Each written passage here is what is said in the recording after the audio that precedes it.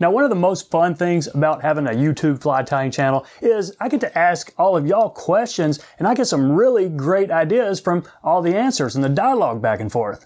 Hello everybody, welcome to Savage Flies. I'm Matt, thanks for stopping by. So just a couple of days ago, I asked a question, what can we tie with coyote tail or coyote mask?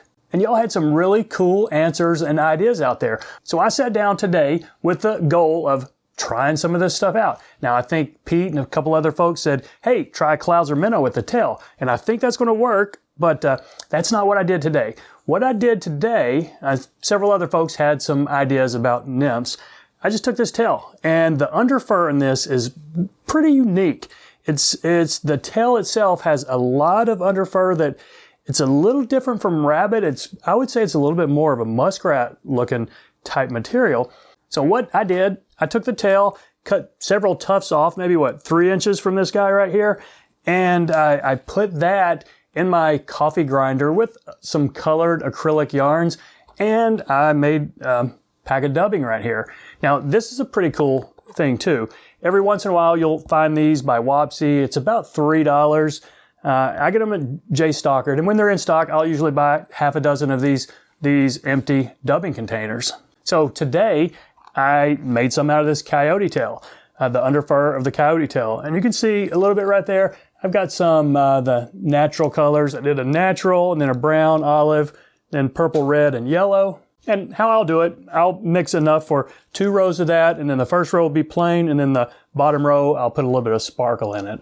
So if you're interested in how to make this type of dubbing, it doesn't just have to be coyote tail. It could be with anything, rabbit, muskrat, possum, whatever. At the end of this video, I'll link to a DIY dubbing video I made a few months ago. And it shows you how to make your own dubbing from furs and synthetics and whatnot. So back to today's fly. This is just a general, kind of an all-purpose nymph. I'd say it most imitates a caddis pupa.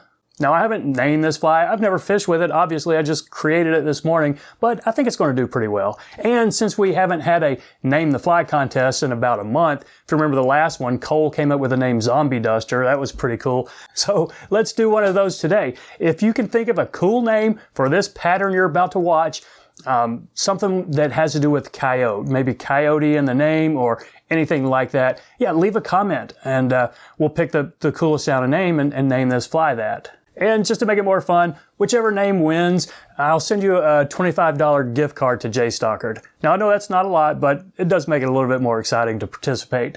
So that's it. It's a pretty simple tie. I think you're going to like it. Let's do it. So there it is in the vise, the generic all-purpose nymph. Pretty much, I'm going to think it's a caddis pupa. Now, that looked a little bit like a curved shank hook, but it's not. This is size 12. You see that? It's a flat shank hook, but it's competition hook, so the point goes in. Standard length, it's not a 1X or 2X long or anything. And I'm going to use some olive thread. This is a 70 denier. I'll put a base down well around the bend of the hook. I want the body to go significantly back.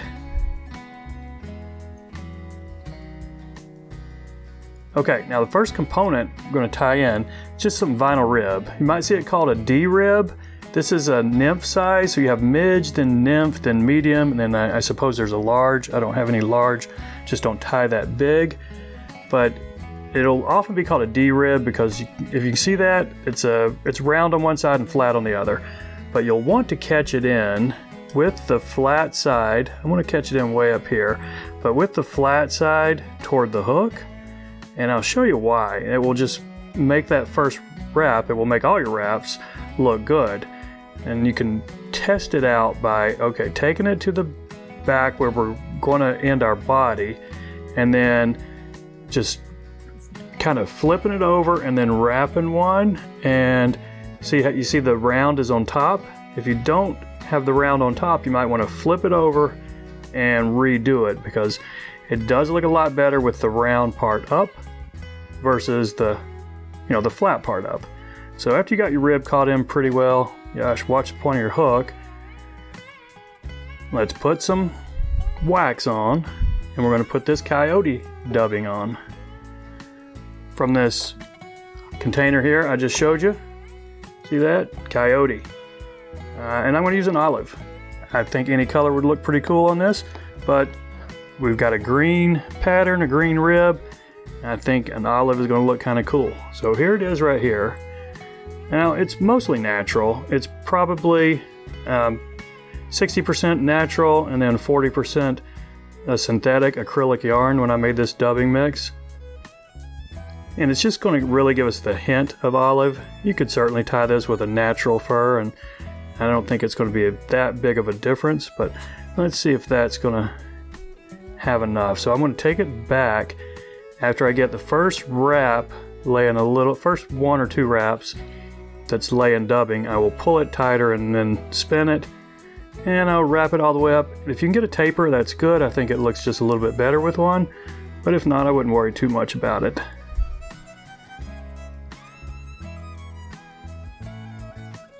Okay, we got a slight taper there. I think we can live with that. If you needed a little bit more, just dub a thin noodle on and take it back some. Now let's counter wrap this. And on this size 12, I think 4 wraps are probably going to be about right. But up to you, whatever you think is going to look good.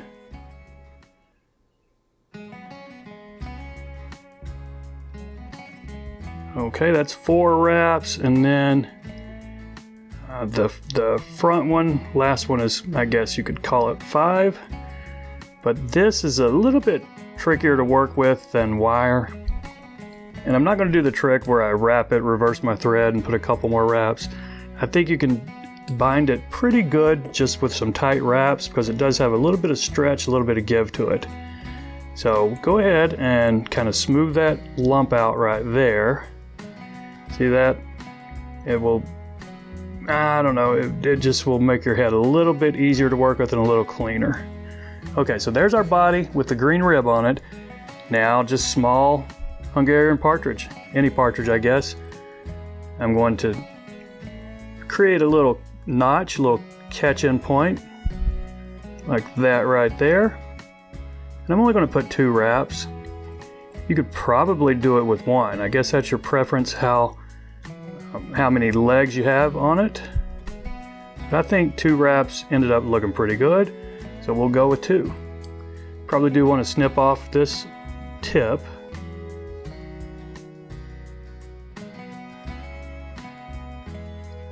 There we go. 3rd time's the charm. Okay, now with Hungarian partridge, you know you don't have a whole lot to work with. These are pretty small feathers. I'm going to use my Hackle pliers. And we'll put 1 wrap, see how it looks. Yeah, I'm going to go 2. Now it looks a little bit like a spider, like a North Country spider, except for its pretty fat body. So I think 2 wraps to secure that. Now let's go ahead and snip, whoa, whoa, whoa.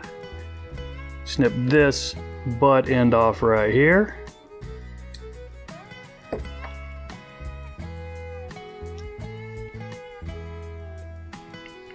Now just work on your head. Pull these Hackle fibers back, your legs, a few wraps. It's a nymph, so you can have a decent sized head right here if you want. I'm gonna go right back to the eye and then kind of smooth this out. And there we go. Let's whip finish this guy. And I will show you one more thing. Don't go anywhere just yet. One more interesting fact about nymphs like this. Oh, that whip finish, that last turn, just mangled up those, got me a couple of fibers pointing forward. Just take your time, don't rush it like I did right there, because now we got a couple of wayward looking fibers, almost look like antenna, but we don't want them, so I'm going to snip them off. But what I'm talking about is, and I noticed this, you'll notice sometimes when you're using your UV resin, I'll go ahead and do that. So got my little UV resin container right here, and I just put a small drop right here.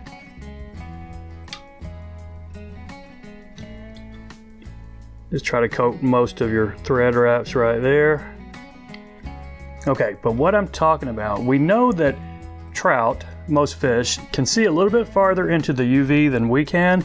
You might think that rib right there is pretty nondescript and not going to be that visible, but look a little bit what the fish are going to kind of see.